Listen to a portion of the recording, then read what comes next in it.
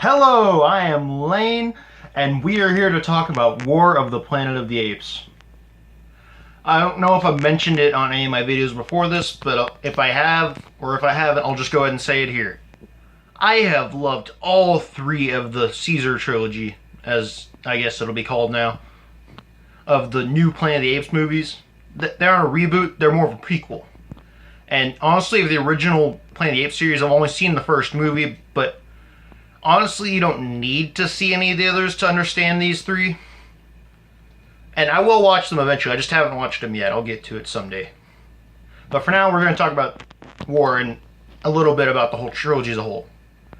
So, like I mentioned before, I love these movies. The three Planet of the Apes movies that have come out recently, they have been amazing. Really good movies. Andy Serkis is incredible. I mean, you'd already know that from what he's done as Gollum / Smeagol, but as Caesar, he has done amazing things. It's been incredible to see. And it's been no different here. In War, it kind of takes it a... no, not really. It is kind of similar to Dawn, but it takes different things about it. Like, you can kind of feel a difference in it. Because, just gonna throw that out now, this is gonna be kind of spoilery. Go ahead and click out if you don't want spoilers. Woody Harrelson's character ends up killing Caesar's wife and son right off the bat, pretty early on in the movie, which sets the stakes for Caesar going down to hunt him down. Which, if you've kept up with the series, that's not like Caesar. Caesar is a character who is a peaceful man, well, ape, but he's a peaceful character. He doesn't want to fight people. He doesn't want violence. And he's shown that numerous times throughout the first two movies. But now he wants revenge, and it's understandable. This man killed his family. And a few of Caesar's friends, such as Rocket and Maurice, and of course a gorilla that, honestly, I can't remember his name right now. Sorry. I think it started with a J. They go with him to take on the Colonel, as Woody Harrelson's character is called, and get revenge for the death of Caesar's family, and not only that, but for all the apes that have died in the war that's been going on. So they find some more people to go with them, such as a little girl who can't speak, and another monkey who has spent no time with other apes, and he's pretty much the comic relief. I want to say, I think his name was Bad Ape. Sorry, it's been a couple days since seeing the movie. Yeah, they called him Bad Ape, because that's what the humans would call him. Which, honestly, I'm not a big fan of that as a name. I wish they'd given him a different name at some point in the movie. Like they did the little girl. She's Nova, by the way, at this point. Oh man, sorry, my arm's getting tired. I'm gonna switch over. It's hot in here. And very quickly, though, Caesar gets captured, along with, to the surprise of a few people, of course. Whoop, my bad. Along with the entirety of his group. Not Rocket in them, but like his actual... the people he's been leading, all the apes. They've been captured by the Colonel and all of his men. So, pretty early on in the movie, this is not going to be a war movie, but more of a internment camp deal. A prison break, if anything. And I'll go ahead and skip over some stuff and just talk about some good things and bad things about the movie, because I don't want this to run on forever. Well, pretty much every character, whether they're human or ape regardless, did an amazing job in performing. I have no faults to say about that. The story, I feel like could have been slightly better, but because there were a few inconsistencies, like how the apes broke out, and the little girl just going through the camp as though no one could see her. I just can't believe that was even possible. But both of those things, it's like This is the most unobservant prison I've ever seen.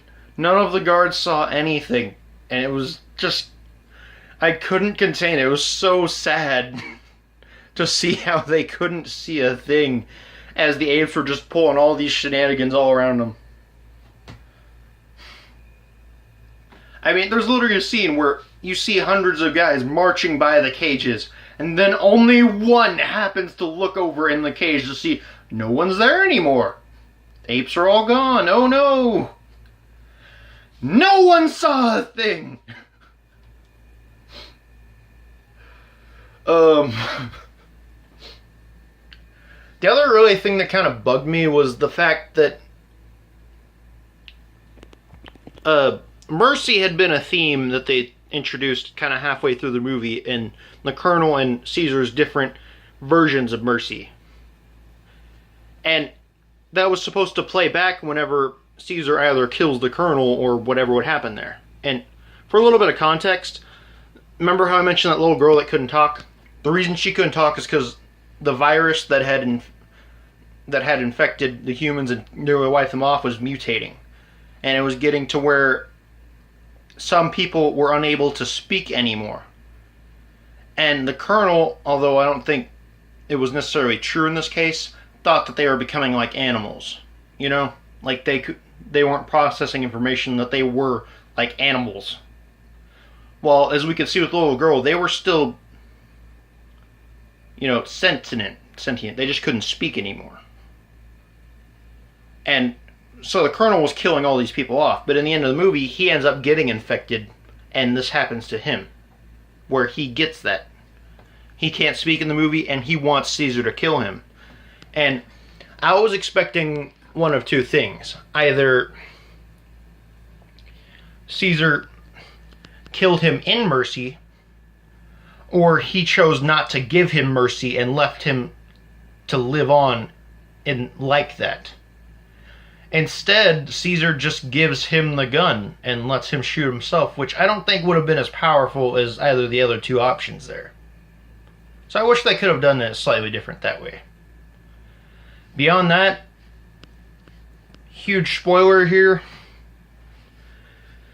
Caesar dies in the end. And so that's why I am calling it the Caesar trilogy, because he won't be in the other movies.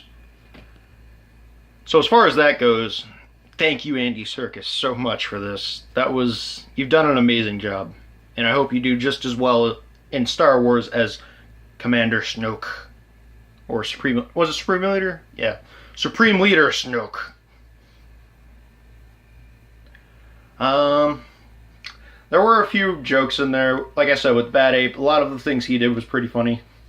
Like, he was definitely the biggest comedic relief of the movie. But there's also just the running gag where all the apes which, by the way, there were a bunch of apes that were they aligned with Koba, and now that Caesar had regained control of the apes, they went and aligned themselves with the humans and worked for the Colonel. And a lot of the gorillas that were with the Colonel had donkey stitched into, or really tattooed, if anything, into their fur, which is, of course, a reference to Donkey Kong, which I found pretty great. That was a great joke, in my opinion. And, of course, they'd call them all Donkey. I don't know how much more I can say about the movie. It was just I don't think it was as good as Dawn of the Planet of the Apes, but it was about on par with Rise of the Planet of the Apes. So, they're both really good. And from what I've heard, there's supposed to be more coming, which I'd guess would be about Caesar's other son, and about Nova, I think, in maybe 10 years' time from now or something. I think that's probably where they're going to head with it. But there's also the possibility that they do it like generations after. That's something a friend of mine mentioned, which I think is also pretty reasonable to happen. But it's a great movie. Great movie. Definitely worth seeing. So, yeah. See you guys next time.